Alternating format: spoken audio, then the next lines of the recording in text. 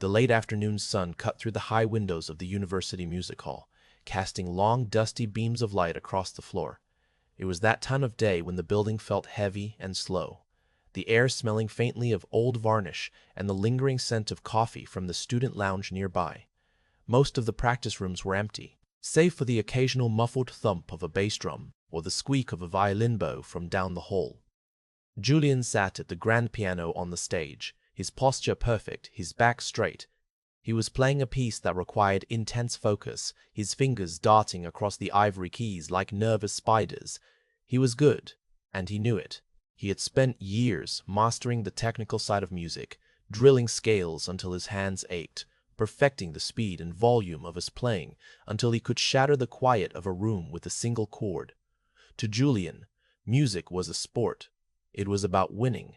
It was about being faster, louder, and more impressive than anyone else. But today, he was bored. He played the final run of the piece, a cascade of notes that thundered through the hall, and slammed his hands down on the final chords. The sound echoed for a moment and then died out completely. There was no applause. There was only the silence of the empty hall and the soft hum of the air conditioning in the ceiling.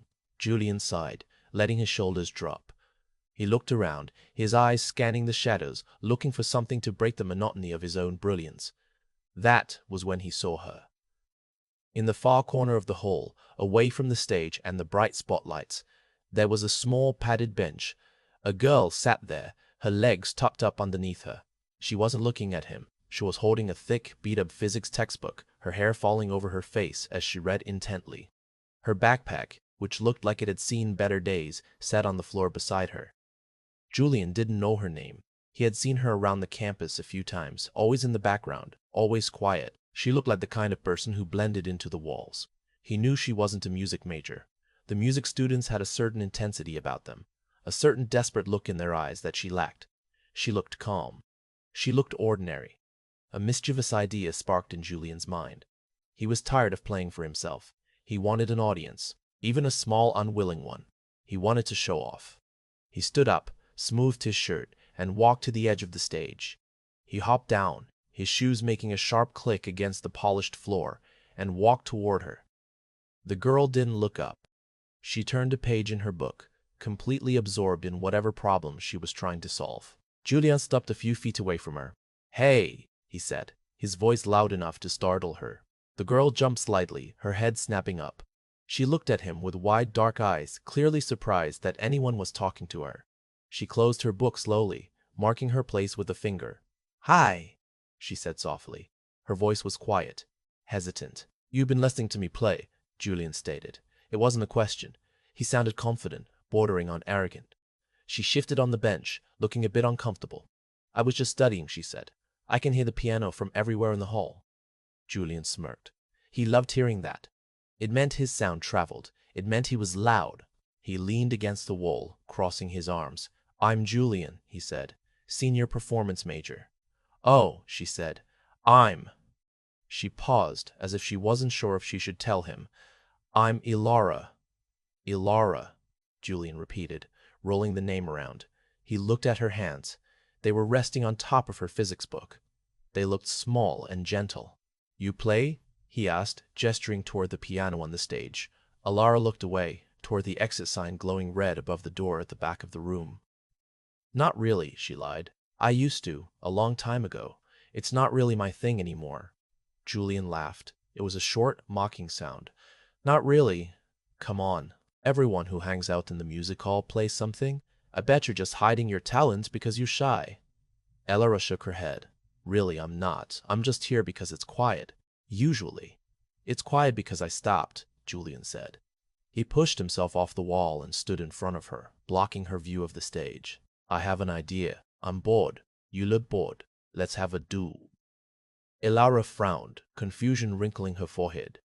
"A duel? A piano duel," Julian said, grinning now. He thought this was the funniest idea he had all day. "I go back up there. I play something. Then you have to come up and play something better. Or sadder, or faster. Whatever. If you can't beat me, you have to admit that I'm the best musician in the building." A few other students who had been wandering through the hall stopped to watch. They were curious to see what was happening. Julian liked having an audience, even a small one. It made him feel important. I really don't want to do that, Alara said, her voice tightening. She picked up her backpack, as if getting ready to leave. I have a test tomorrow.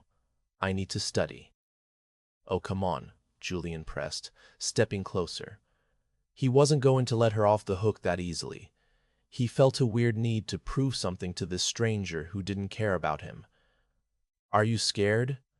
Is that it? You think you're not good enough. It's not about being good enough, Alara said. She stood up, clutching her book to her chest like a shield. I just don't want to play. Please, just let me go. If you don't want to play, just say I'm better than you, Julian challenged. He crossed his arms, a smug look on his face. He thought she would just say it, so he would leave her alone. He thought she would just roll her eyes and walk away. Alara looked at the stage. Then she looked at Julian. The sunlight caught the side of her face, and for a second, Julian thought he saw something else in her expression. Not just annoyance, but a deep, heavy sadness that he didn't understand. It made him hesitate for a split second, but his ego was too big. He pushed the feeling away. Fine, she said quietly. Julian's grin widened. Fine what? Fine, I'll do it, Alara said. I'll play your duel, Alara said. I'll play your duel. Julian felt a surge of triumph. He clapped his hands together. Excellent. This is going to be fun. Come on. He turned and marched back toward the stage, his footsteps echoing loudly. The small group of students followed, whispering among themselves. Julian climbed the stairs and sat back down at the grand piano. He felt powerful. He felt like the king of the hall. He watched as Alara walked slowly up the stairs. She didn't look like she was walking toward a fun game. She looked like she was walking toward a difficult task. She sat down on the bench next to him, leaving a noticeable space between them. She didn't adjust the bench height. She didn't crack her knuckles. She just sat there, staring at the black and white keys as if they were something dangerous. Okay, watch and learn, Julian said. He didn't wait for her to get ready. He wanted to overwhelm her. He wanted to show her that this was his world and she was just a visitor. He placed his hands on the keys and took a breath. He wasn't going to play something gentle. He was going to play something fast, aggressive, and loud. He chose a piece he knew inside out, a tornado of notes that required every ounce of his concentration. He launched into it, his fingers slamming down on the keys. The music filled the hall, sharp and demanding. He closed his eyes, letting the rhythm take him, feeling the vibrations of the piano travel up his arms. He was flying. He was winning. He glanced over at Alara out of the corner of his eye. She was sitting perfectly still, listening. Julian felt a rush of satisfaction. He thought he had already won. He thought she was terrified by his skill. He had no idea that the silence she was holding inside was louder than any noise he could make. He finished the first section of the music, building up to a crescendo, preparing to throw down the gauntlet. He was ready for her surrender, but he had no idea that the game he was playing was about to change his life completely. Julian slammed his hands down for the final time, the cord hanging in the air like a heavy cloud. He pulled his hands back, shaking them out dramatically, as if the effort had been almost too much for him. He turned on the bench, a wide, expecting grin on his face. He was waiting for the applause, or at least for the look of total defeat on Alara's face. He wanted to see that she knew she was out of her league. But Alara didn't look defeated. She didn't look at him at all. She just stared at the keyboard. She wasn't looking at the keys as if they were a puzzle to be solved, the way Julian did. She looked at them the way someone looks at an old photograph. A few students in the hall clapped politely, but it was awkward. They clapped because Julian was loud and had stopped playing, not because they were moved. Julian soaked it in anyway. He straightened his back and nudged Alara's shoulder with his elbow. Well, go on, Julian said, his voice dripping with confidence. Your turn. Try to keep up, okay? Alara took a deep breath. It was a shaky breath, the kind you take when you are about to step into cold water. She didn't say a word. She didn't make an excuse or try to leave. She just lifted her hands and placed them gently on the keys. Julian rolled his eyes. He prepared himself for something amateurish. He expected mistakes, wrong notes, slow tempo. He expected to have to correct her or laugh along with the crowd at her attempt. Then she played. It wasn't a crash. It wasn't a bang. It was a single, simple note.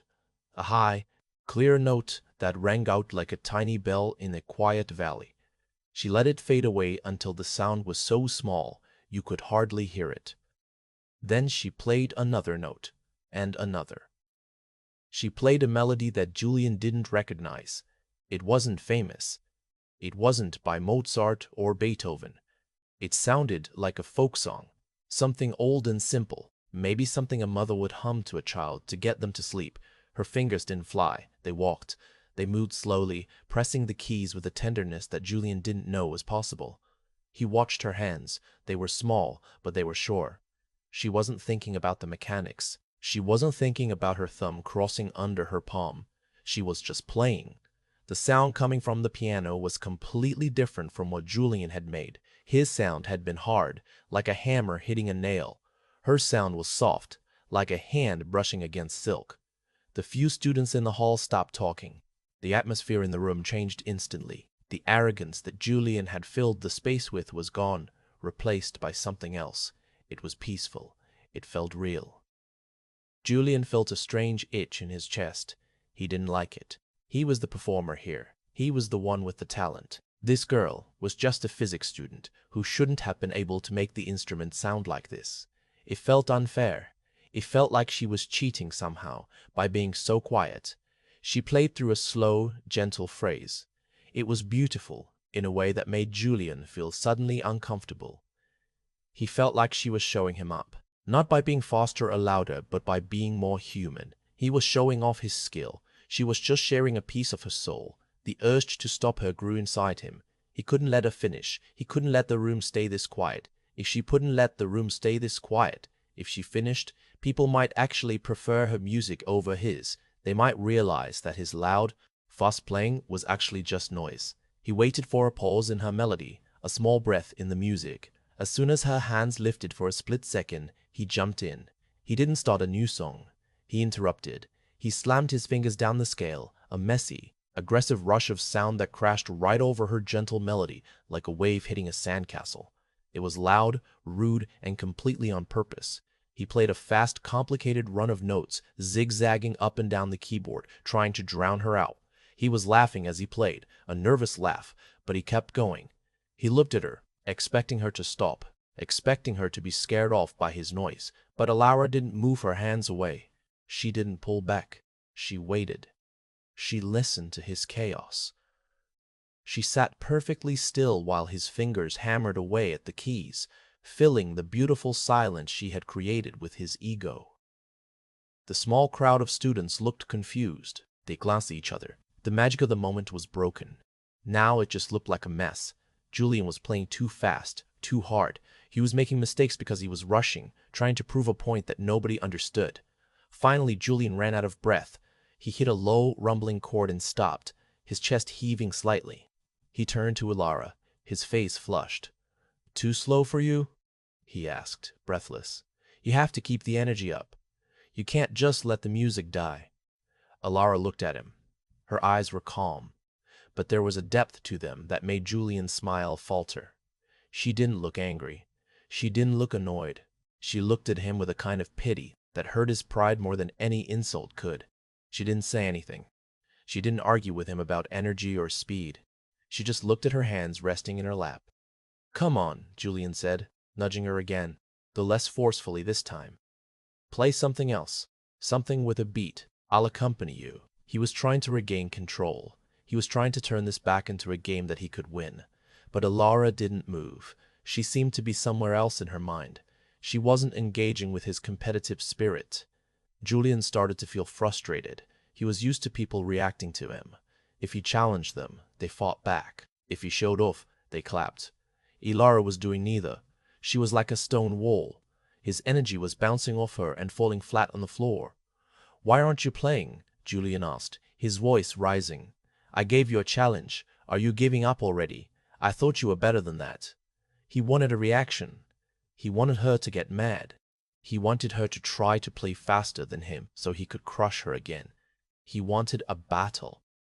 Alara let out a very small sigh. It was so quiet that Julian almost didn't hear it over the creaking of the piano bench.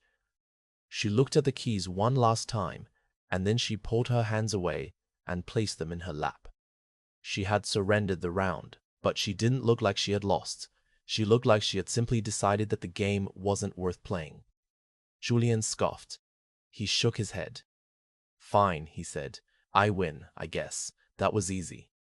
He turned his attention back to the piano. He was going to play something else, something even louder and more impressive to make sure everyone forgot her little quiet tune. He wanted to erase the memory of that sound from the room. As he placed his fingers on the keys to start again, he glanced sideways at her. She was still sitting there. She wasn't leaving. She was just sitting on the bench, staring at the dusty floor of the stage, listening to the silence that hung between them. Julian felt a strange prickle on the back of his neck. He didn't understand why she was staying. If she didn't want to play and she didn't want to listen to him, why was she still there? He felt like he was missing something important, like there was a joke being told that he wasn't smart enough to understand. He pushed the feeling away. He was Julian, the best player in the hall. He didn't need to understand her. He just needed to outplay her. "Watch this," he muttered to himself, more than to her. "This is how it's really done." He cracked his knuckles, ready to launch into another assault on the keys, determined to fill the hall with so much noise that she would have no choice but to cover her ears and leave. He was going to win this duel, no matter how much silence she threw at him. He had no idea that his victory was about to become the biggest regret of his life. Julian's fingers were tired. He had been playing for nearly 10 minutes straight, throwing every fast run, every loud crash, and every complex trick he knew at the instrument. He was sweating slightly, not from the emotion of the music, but from the sheer physical effort of trying to impress a girl who didn't seem to care. He was breathing heavily through his nose, his jaw tight with concentration. He played the final chord of a chaotic, fast-paced song and let his hands drop heavily into his lap. He turned to Alara, expecting to see her looking bored or perhaps checking her watch. He wanted to see that his endurance had worn her down, but she hadn't moved. She was still sitting exactly where she had been when he interrupted her. Her hands were resting on her knees, her back straight but not stiff. She was looking at the piano keys, but her eyes were unfocused. It was as if she was looking to the piano keys, but her eyes were unfocused. It was as if she was looking through the wood and the strings, seeing something that wasn't there. Julian felt a flash of irritation. "Well?" he asked, wiping his forehead with the back of his hand. "Are you going to play again, or did I scare you off for good? It's okay if you admit it. I know I'm a bit intense." He laughed, a short, dry sound. He looked around the hall, but the other students had drifted away. They were bored, too. The spectacle of the piano duel had lost its shine once Julian started playing just to hear himself talk. It was just a guy showing off now. The audience was gone. It was just the two of them in the dusty light. Alara didn't laugh. She didn't even smile. She slowly turned her head to look at him. There was no anger in her eyes, which surprised him. There was just a deep, quiet sadness that made his stomach do a weird flip. "You play very fast," she said softly. Her voice was calm, almost too calm for the situation. "Fast is good," Julian said immediately, defending himself. "Fast is hard. It takes years of practice to play that cleanly." "It is clean," Alara agreed, nodding slowly. "Your fingers are very talented. You hit every note exactly right." "But?" Julian asked, leaning in. He heard the "but" hanging in the air. Alara looked back at the keys. She reached out and touched a single white key, pressing it down just enough to make a sound without letting the hammer hit the string. It made a soft thump. "But you aren't listening to the piano," she said. "You are fighting it. You are trying to conquer it. Music isn't a war, Julian." Julian scoffed, leaning back on the bench and crossing his arms. "Now you're going to give me a philosophy lesson. I thought you were a physics student." "I am," she said. "Physics is about how things work, how energy moves. Your energy is frantic. It's all over the place." "It's passion," Julian corrected, though he felt his face getting hot. He didn't like being analyzed by a stranger. He didn't like feeling like he was the one who didn't understand. "Maybe," Alara said quietly. She fell silent again. The air in the hall felt very still. Julian waited for her to say something else, to challenge him again, or to start playing another song. When she didn't, the silence started to feel uncomfortable. He realized that for the first time in a long time, he didn't know what to say. He couldn't use his music to fill the gap because he was the one who had stopped. He was the one we'd stopped. He was the one waiting. "Why won't you play?" he asked, and his voice wasn't as mocking as before. It was just a question. "You clearly know how to. The little melody you played, it was nice, it was soft. Why did you stop?" Elara looked down at her hands in her lap. She flexed her fingers, staring at them as if they belonged to someone else. "I haven't played since she died," she whispered. Julian froze. The irritation that had been bubbling inside him instantly vanished, replaced by a cold confusion. "Who?" he asked, his voice dropping to a whisper to match hers. "My grandmother," Elara said. She kept her eyes on her hands. "She raised me. My parents, they weren't around. It was just her and me. She was the one who taught me to play. Not like you." She glanced at him briefly. She didn't care about scales or speed. She played to feel. She said the piano was a way to talk when you didn't have words. Julian shifted on the bench. The leather squeaked, loud in the quiet room. He felt a strange tightness in his chest, a feeling he couldn't name. He suddenly remembered the way she had played that single soft note. It hadn't been a technique. It had been a voice. "She died a month ago," Elara continued. Her voice didn't shake, but it sounded hollow, like an empty room. "We had to sell the piano. It was hers. A beautiful old upright. We needed the money for the funeral and the bills. I couldn't save it. I watched them take it out of the house on a dolly." She stopped there. She didn't cry. She just sat with the memory. Julian looked to the grand piano they were sitting at. It was worth thousands of dollars. It was a status symbol for the university. He treated it like a toy, a way to get applause. To her, it was a ghost of something she had lost. He thought about the way he had interrupted her, the way he had slammed his hands down and laughed. He thought about how he had turned her attempt to connect with her grandmother's memory into a joke. The guilt hit him hard. It wasn't a little pang of regret. It was a heavy weight that pressed down on his shoulders. He felt his face burn with shame. He looked at his own hands, the hands that had been so aggressive, so arrogant just moments ago. They suddenly looked clumsy and mean to him. "I didn't know," Julian stammered. He felt small. "I didn't know.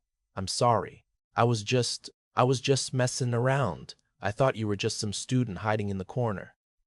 Elara let out a breath. It was a sad sound. "It's okay. You didn't know." "No," Julian said quickly. "It's not okay. I was a jerk. I made fun of you. I turned this into a contest." He couldn't even find the right words. He felt sick. He realized that while he was up here preening like a peacock, showing off his trophies and his skills, she was sitting next to him carrying a grief he couldn't even imagine. He wanted to fix it. He wanted to take back the last 20 minutes. He wanted to trick out and apologize properly. But words felt useless. He had spent his whole life using music to say things he couldn't speak. But right now, music felt like the wrong thing to do. Any song he played would just be noise. It would be him taking up space again. "So," Elara said, breaking the silence. She didn't look at him. She just stared at the dusty floorboards of the stage. "That's why I don't play. It hurts too much. Every time I touch a key, I expect her to be there, correcting my hand position or humming along. But she isn't." She stood up slowly. Julian watched her, expecting her to leave. He wanted her to leave. He wanted to be alone with his shame. He wanted to slide off the bench and go hide in a practice room and never come out. But she didn't leave. She just stood there for a moment, looking at the exit sign above the back of the hall. Then she sat back down. She sat closer to the piano this time, her hands hovering over the keys. "I shouldn't have agreed to the duel," she said softly, almost to herself.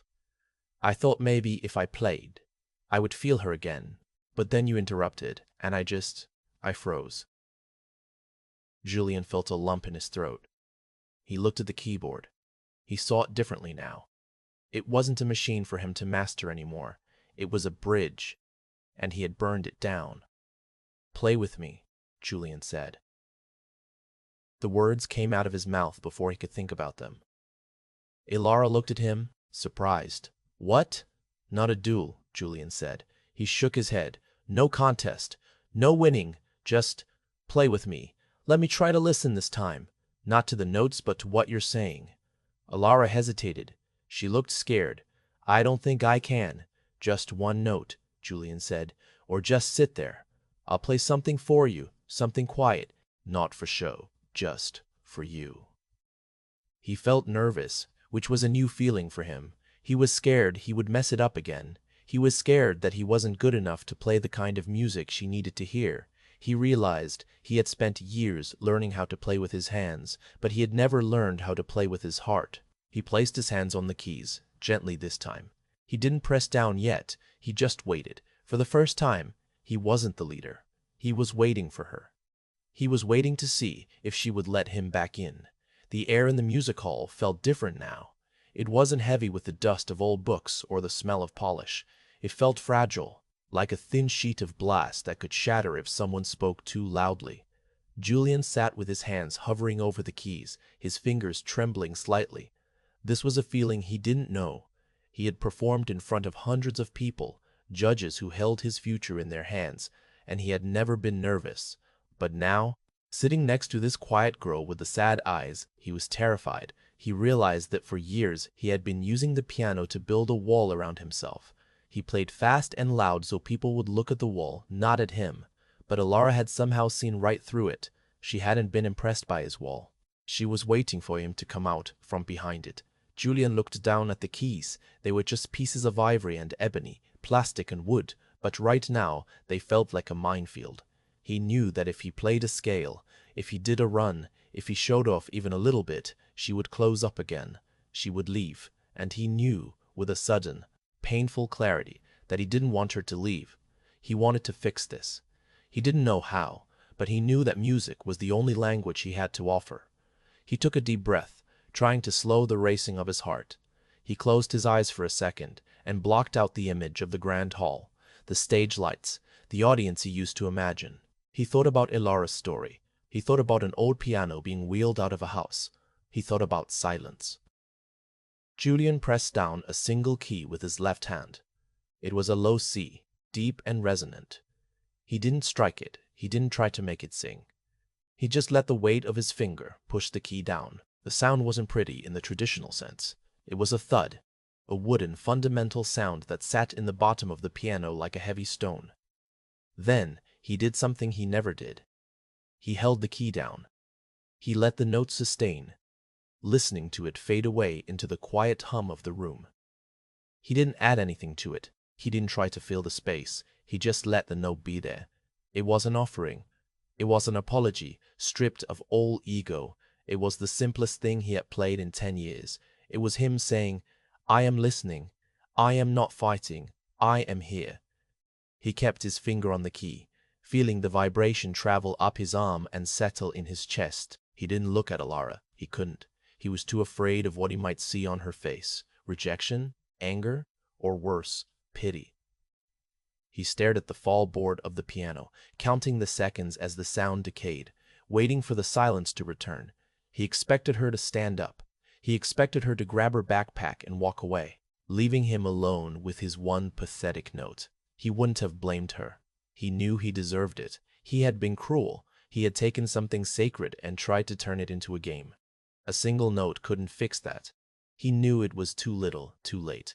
The sound of the sea faded until it was just a memory in the air. Julian let his hand hover for a moment longer, then slowly pulled it back. The silence rushed back in, but it wasn't empty anymore. It was expectant. The piano seemed to be holding its breath. He sat there, his shoulders slumped forward. He waited for the sound of a zipper or footsteps moving away.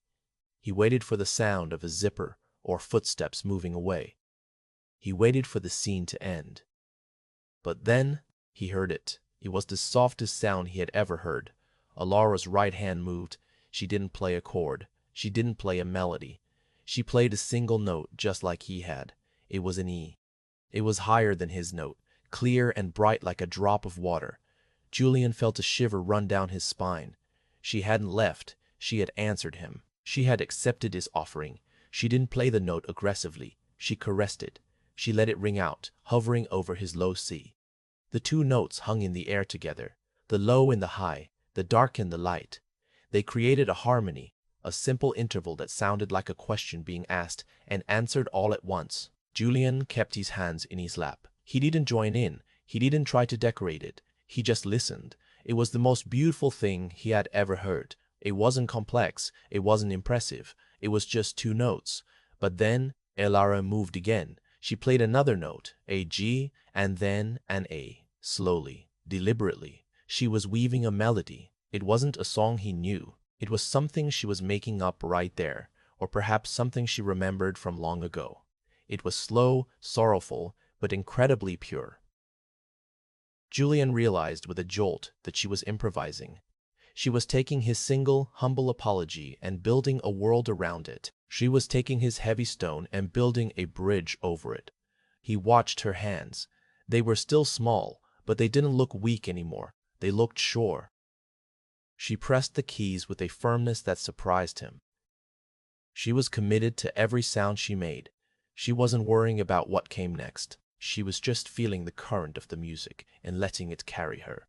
Julian felt a lump form in his throat. He wanted to play. He wanted to reach out and add a bass line, to support her, to hold her music up like he held up the roof of a building. But he stopped himself. He knew that anything he added from his old habit, his technical brain, would ruin it. He would overthink it. He would make it about him. So, he did the hardest thing a musician can do. He stayed silent. He surrendered his role as the performer. He became the audience. He looked at her face as she played. Her eyes were closed. A single tear was sliding down her cheek, catching the light from the window, but she didn't wipe it away. She wasn't crying out of sadness, or at least not just sadness. She looked like she was finally letting something out. She looked like she was in a conversation with someone Julian couldn't see. The melody drifted higher, becoming hopeful for a moment before sinking back down into the lower register of the piano. It sounded like a sigh. It sounded like the feeling of coming home after a long, hard day. Julian realized that this was the touch he had been missing. This was the connection his teachers had talked about, but that he had never understood because he was too busy trying to be perfect. He wasn't playing the piano. He was letting the piano play him. He thought about all the competitions he had won. He thought about the trophies gathering dust on his shelf at home. They suddenly felt meaningless. They were just plastic and metal. They were dead objects. What was happening right now on this dusty bench was alive. It was fragile and messy and real. He felt a deep sense of gratitude toward her. She could have left. She could have left. She could have humiliated him. She could have told him to get lost. Instead, she was letting him sit in her space. She was letting him witness this private moment of grief. The music slowed down. Ilara's hands moved less frequently. She was letting the silence between the notes grow longer. She wasn't rushing to the end. She was savoring the sound, afraid that if she stopped, the moment would disappear. Finally, she played a final chord. It wasn't the big, dramatic finish Julian was used to. It was a small cluster of notes, soft and warm, like a blanket being pulled up. She let them ring out, her hands resting gently on the keys, and then she lifted them away. The sound faded into the quiet hall. Neither of them moved. They didn't speak. The silence that followed was heavy, but it wasn't an uncomfortable heavy. It was a peaceful heavy, like the silence in a library or a church. It was a silence that felt full. Julian sat there, his hands still in his lap. He felt drained, but in a good way. He felt like he had run a marathon, but he hadn't moved a muscle. He looked at the piano keys. They looked at the piano keys. They looked at the piano keys. They looked different now. They didn't look like tools for his ambition anymore. They looked like a vessel for something much bigger. He turned his head slowly to look at Ilara. She was wiping the tear from her face with the sleeve of her sweater. She took a deep, shaky breath and let it out slowly. She didn't look at him. She just stared straight ahead, her eyes slightly red. Julian wanted to say something. He wanted to tell her that it was the most beautiful thing he had ever heard. He wanted to tell her that he was sorry, that he was an idiot, that he would never play the same way again. But he knew that words were clumsy things. They would just get in the way. So he just sat there. He sat next to her on the bench, two strangers in a big empty room, connected by a single note and the ghosts of the past. He waited for her to make the next move. He wasn't the leader anymore. He was just a passenger, grateful for the ride. The silence in the hall didn't feel empty anymore. It felt full, as if the air itself was holding on to the vibration of the notes Ilara had just played. The dust motes dancing in the beams of light seemed to be moving slower, suspended in a moment that neither of them wanted to end. Julian sat perfectly still, his hands resting in his lap. For the first time in his life, he didn't feel the urge to fill the quiet. He didn't feel the itch to prove something, to show off, or to be the center of attention. He realized that if he spoke now, if he tried to say, "Good job," or "That was beautiful," he would only be cheapening what had just happened. He would be trying to own the moment with his words, so he kept his mouth shut and just listened to the echo in his own heart. Beside him, Ilara let out a long, shaky breath. It was the sound of a person who has been carrying a heavy rock for miles and finally set it down. She wiped her face with the sleeve of her cardigan, taking a moment to compose herself. She didn't look at Julian. She kept her eyes fixed on the keys, as if she was afraid they might disappear if she looked away.